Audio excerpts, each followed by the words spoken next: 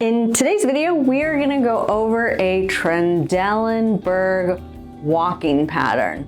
Some people call this the model walk. In this video, you're going to learn what this walking pattern is, some of the root causes for a Trendelenburg walking pattern after a neurologic injury. And spoiler alert, there is a 90% chance it's not due to hip weakness, which is what a lot of you out there believe. So we're gonna go into what some of the root causes might be after a neurologic injury, and of course, some exercises and some gait drills to help you walk with more even hips.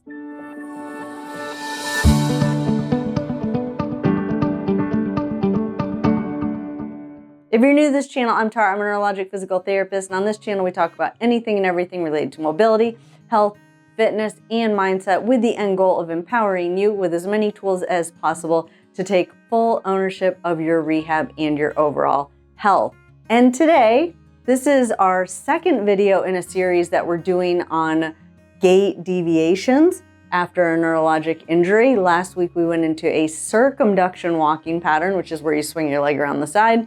If you do struggle with that, I will link that video in the description to this video, because I went into some tips on help to correct a circumduction walking pattern, but now we're gonna go into a Trendelenburg walking pattern. So for those of you that aren't familiar with that term, that is when one hip drops when you walk. After a neurologic injury, this is pretty common for the non-affected hip to drop. So when you're standing on your affected leg and you're trying to swing your other leg through, you get this little drop right here. And most people have heard, because this is the most common reason in the non-neurologic world, that it's due to hip weakness. And there's a small percentage of you after a stroke that, yes, if you strengthen your abductors, which is what many of you have been told to do, or do that monster walking, that will help. But it is helpful to understand what are the potential root causes outside of just hip weakness that are probably more likely after a neurologic injury. And the first one we're going to go into today is not necessarily a structural problem that you can fix, but it is probably the most common structural problem that can be fixed with the help of an orthotist, and that is we're going to talk about your AFO. So many of you have to wear an ankle foot orthosis on your lower leg. That's just a brace. A lot of you either have a plastic one or you have a carbon fiber one that helps to hold your foot and your ankle. It gives it some stability so that you can walk. The most common thing that I see is when someone is wearing an AFO and their foot is rotated inside the AFO. I'm not gonna say it's the most common thing I see, but I'm working with someone right now, so that's probably the one that's like fresh on my mind.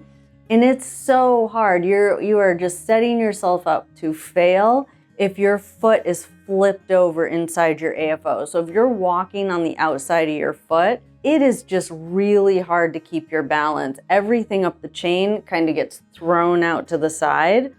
And just based on physics, your body is gonna have to shift a little bit more this way so that you don't fall. And so that is one thing that I see. The other one is that your AFO is in a pointed position. Unfortunately, there's nothing you can really do about this if you don't have the range of motion in your ankle, but I do see it to be more common in someone that has a heel wedge under their AFO. So sometimes they'll put a heel wedge underneath there.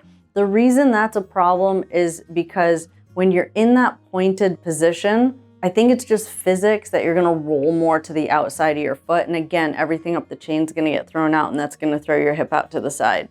So the reason I bring that one up first is that's really just going back to your orthotist. And if your foot is rolling inside your AFO, there are other types of AFOs that you might be able to try. One is just getting a better strap over the top of your ankle.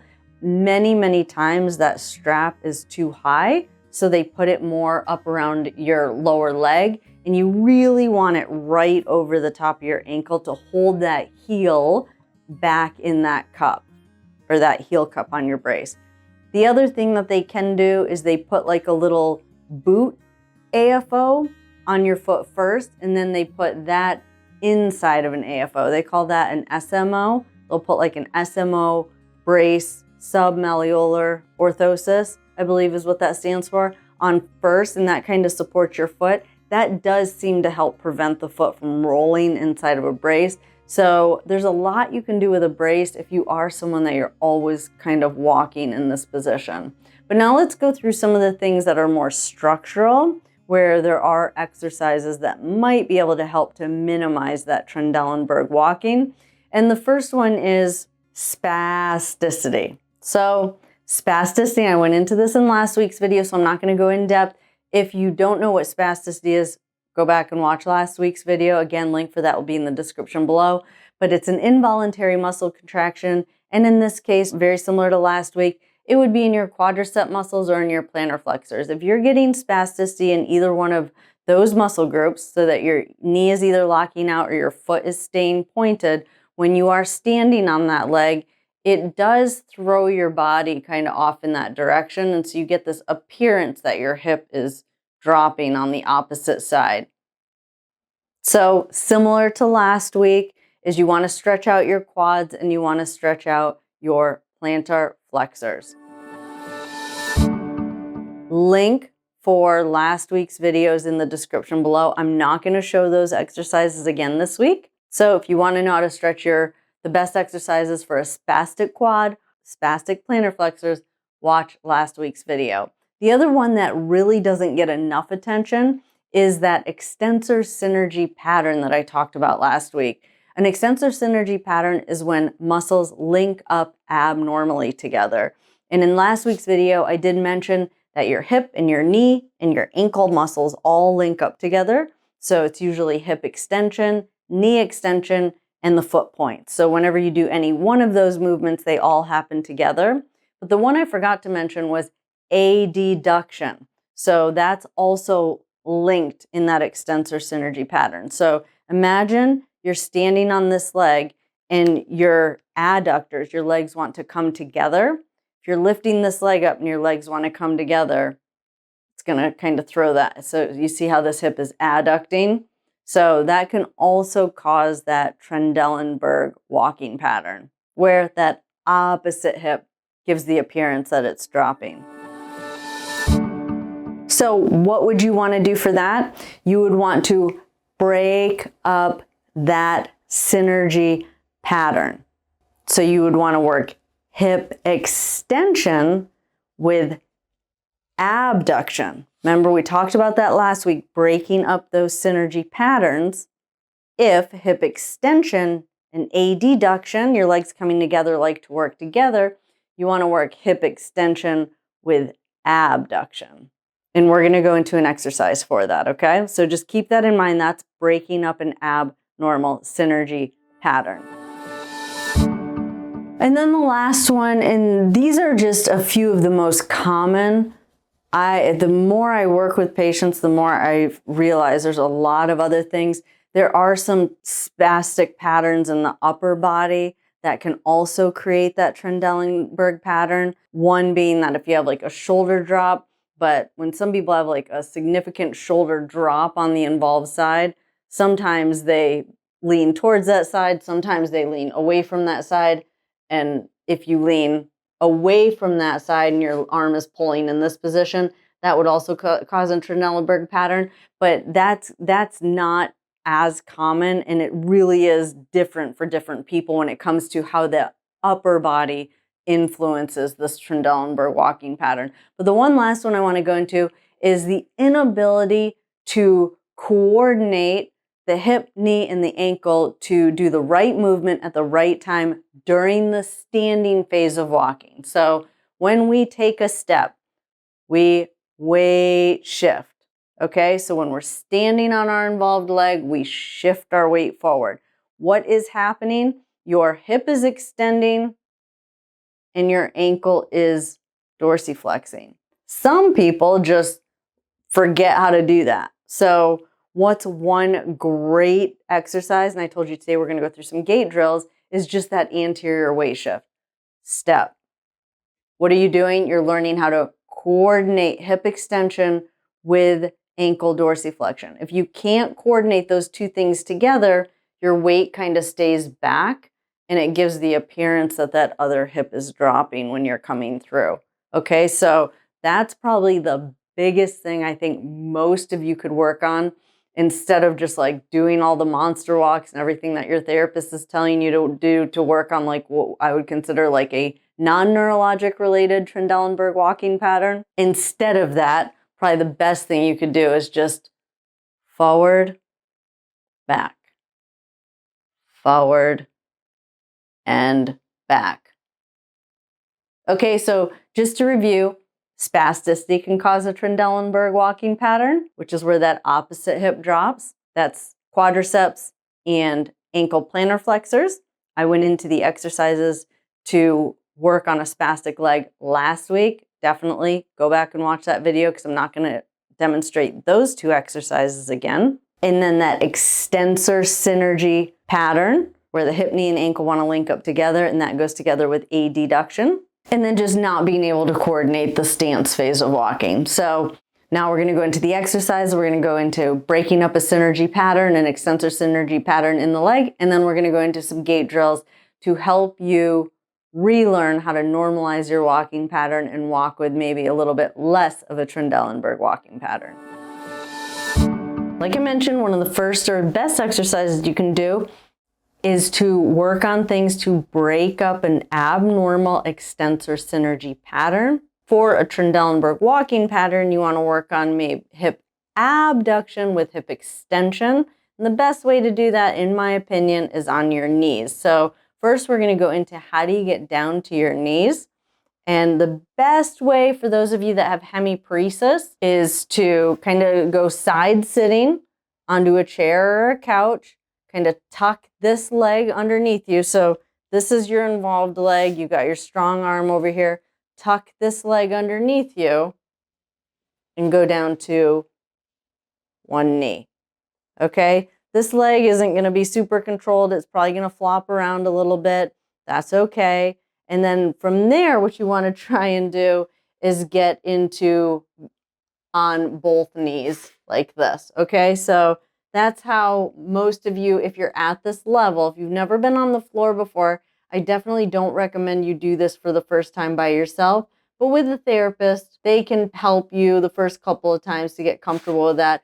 But a lot of people, regardless of the severity, after a lot of practice, regardless of the severity of your stroke, if you are someone that's ambulatory, it usually can be done. It just takes practice and working with a physical therapist. But once you're down to your knees, you want to face the chair. But I'm going to do it facing forward so that you can see my leg position.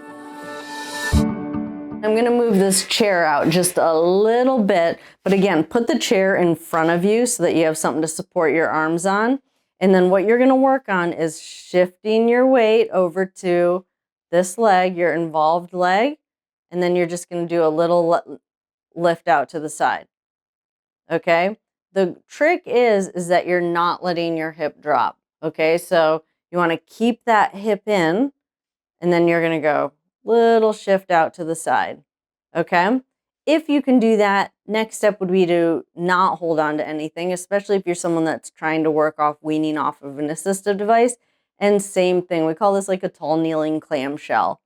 Now you're going to go out to the side. Keep your toe down in the back so you can see from the side. When I'm keeping my toe down initially. Okay, so keep that toe down.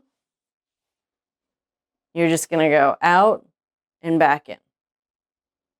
Shift, out, and back in. Okay, so that would be like the second variation. And then the last variation and the hardest variation is to try and bring this leg all the way forward and back. Okay, if you're going to do that for the first time, go back to holding on and work on bringing that leg forward and back, and then progress to where you can bring it forward and back. It's extremely challenging, and not because of hip weakness necessarily, which is what a lot of you are told. It's because you cannot coordinate those hip muscles when you're not in that spastic pattern for most of you. Not all of you, but for a lot of you, okay? So highly, highly, highly recommend tall kneeling clam shells to break up an abnormal extensor synergy pattern that is causing you to go into that Trendelenburg position when you're standing on your involved leg. And then I would kind of call this like an advanced variation. So if you can do the tall kneeling to half kneeling pretty easily, this would be kind of like a progression to that of working on hip extension with abduction. And it's a lateral toe tap onto a very high surface. So what you're going to focus on, so part of that extensor synergy pattern is extension, adduction, and internal rotation, turning inward. So again, we're trying to break up that pattern. So we're trying to get that hip extension with abduction and external rotation. And this is the best way to do it. I'm setting this over here for support, but a lot of you can't use this hand. So you're going to put it in front of you more so, and I'll show you that in a minute, but I want you to be able to see my legs. You're going to do a lateral toe tap onto a high surface, kind of opening those hips up. Best position if you can get your uninvolved leg, so the tape's on this leg, uninvolved leg, up onto a higher surface and kind of have your hips open. You can see right away that also causes this hip to have to go up, and you just want to hold it.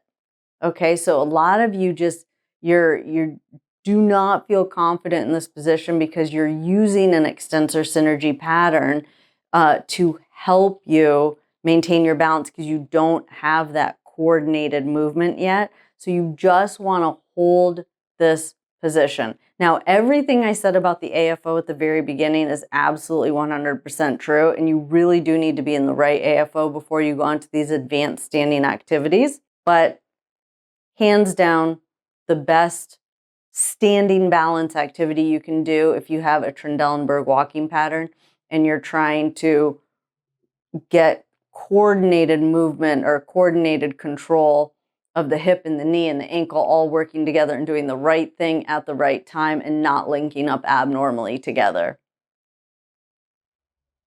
So just stand it and hold it. And again, this, you might need this in front of you, to hold on to, and that's okay. Just find a way to kind of work your leg up there. And then once the foot's up there, work on opening those hips up. And then the last one, and my absolute favorite, is forward backward stepping over a yoga block. So it really does help to kind of keep you accountable that you're taking an adequate step forward to get that anterior weight shift. Working on coordinating the hip, knee, and the ankle to work together as you advance forward. Remember, many of you just can't get that, you can't advance that weight forward because either your hip extensors aren't coordinating well with the rest of your leg or your ankle isn't coordinating well with the rest of your leg. You want to be able to get that anterior weight shift. You want that hip extension. You want all those glute muscles firing at the right time, but it's not a glute weakness. It's just the inability to coordinate all those joints together if you're someone that's had a neurologic injury. So we just keep it simple. Work on the skill that you're trying to get back and don't let your hip pop out to the side. Nothing fancy. Don't overthink it. We never thought, fire my glutes, fire my glutes, fire my glutes the first time when we learned to walk. That is not going to be the way that you are going to learn how to re-walk. So when you do this activity, all I want you to do is step forward and not let your hip pop out and try not to let that hip drop, right? Try not to let it pop out. You're just trying to step over that yoga block and step back, right? So stand, step over, step back without this happening. That's all you're trying to do. Just don't want it to pop out. Okay? So keep it in, step over, and step back. Okay? But that is it for this video. If you like this video and you are someone that's recovering from a neurologic injury, we do have a membership program where you will have access to an entire vault of home exercises that I give to my patients that I see in person. They're all in a software system where you can customize, create your own home exercise program, save it every time you log back in. Specific exercises that you're working on are right there. But that is it for this video. I enjoyed spending time with you all today, and I'll see you in the next video. Have a good day.